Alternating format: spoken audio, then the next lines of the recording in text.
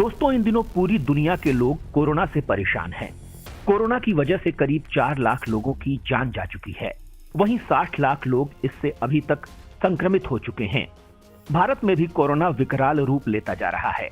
Corona की वजह से लोग पहले से ही परेशान हैं।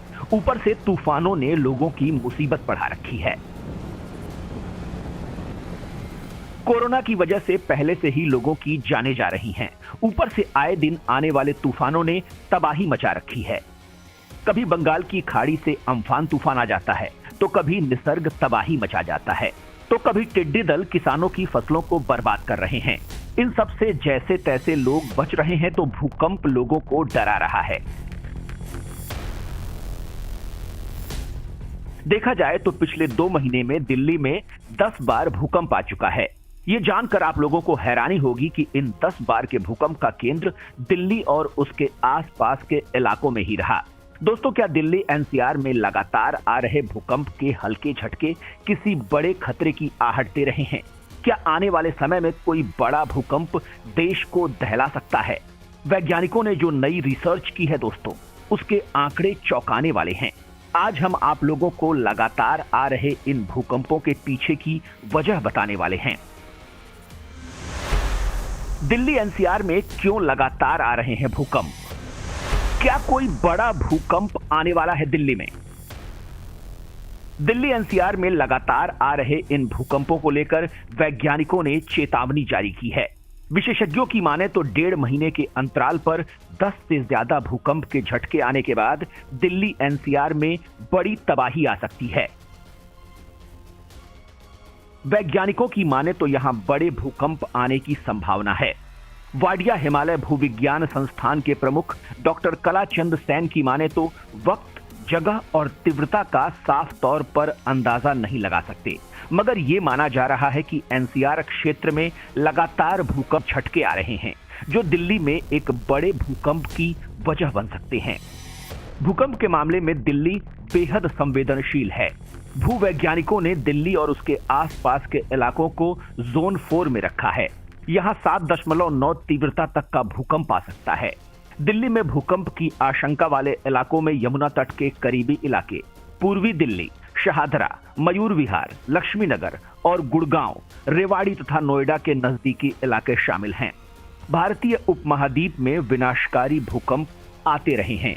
2001 में गुजरात के कच्छ क्षेत्र में आए भूकंप में हजारों की संख्या में लोग मारे गए थे। भारत तकरीबन 47 मिलीमीटर प्रति साल की गति से एशिया से टकरा रहा है। टेक्टोनिक प्लेटों में टक्कर के कारण ही भारतीय उपमहाद्वीप में अक्सर भूकंप आते रहते हैं। हालांकि भूजल में कमी से टेक्टोनिक प्लेटों की गति धीमी हुई है। हिंद महासागर में 2 हिस्सों में टूट रही है धरती। क्या धरती के टूटने की वजह से आ रहे हैं भूकंप? हिंद महासागर के अंदर 2 विशाल टेक्टोनिक प्लेट 2 भाग में टूटते जा रहे हैं। एक रिसर्च में बहुत बड़ा खुलासा हुआ है। शोध में यह बात तब सामने आई जब 2012 में हिंद महासागर में रिक्टर स्केल पर 8 से भी ज्यादा तीव्रता वाले 2 भूकंप के झटकों का अध्ययन शुरू किया गया था।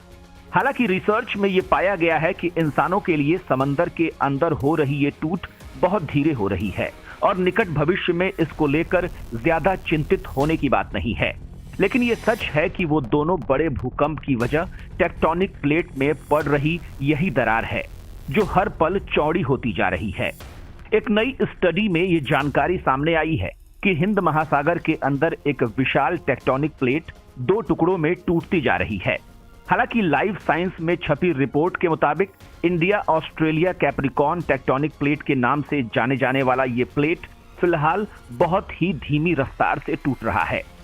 दरअसल हिंद महासागर के नीचे मौजूद केंद्रों वाले 2 बड़े भूकंपों ने वैज्ञानिकों को ये सोचने को मजबूर कर दिया था कि धरती के अंदर कुछ तो हलचल हो रही है।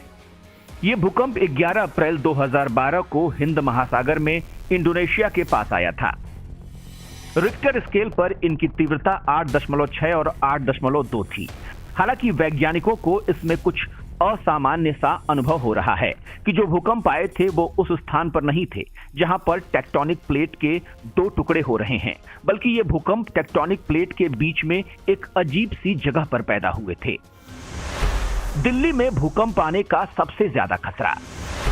भूकंप के खतरनाक जोन में आता है दिल्ली। भारतीय मानक ब्यूरो ने विभिन्न एजेंसियों से प्राप्त वैज्ञानिक जानकारियों के आधार पर पूरे भारत को 4 भूकंपीय जोनों में बांटा है। इसमें सबसे ज्यादा खतरनाक जोन 5 है।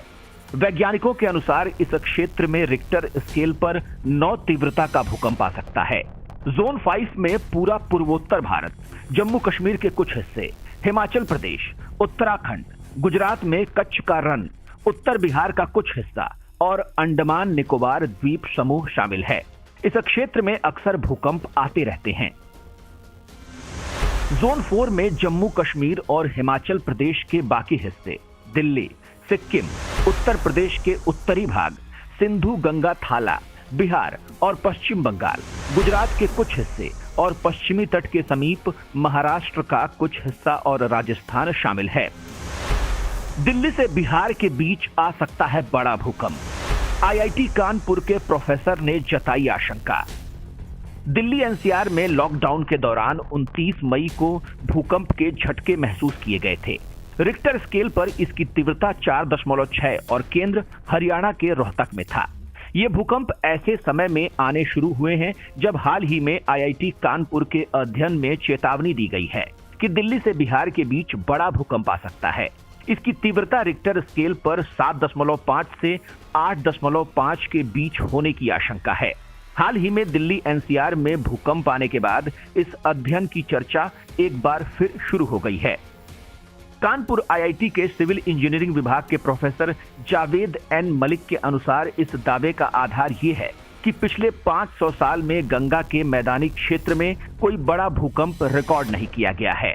दरअसल भूकंप के अध्ययन के दौरान रिसर्चरों ने उत्तराखंड के रामनगर में खुदाई की थी। इस खुदाई में रिसर्चरों को 1505 और 1803 में भूकंप के अवशेष मिले हैं।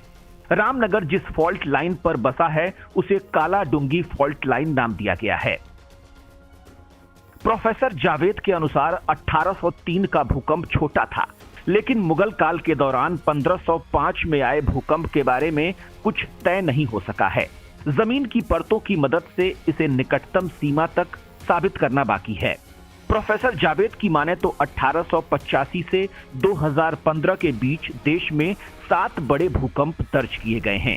इनमें से 3 भूकंपों की तीव्रता 7.5 से 8.5 के बीच थी।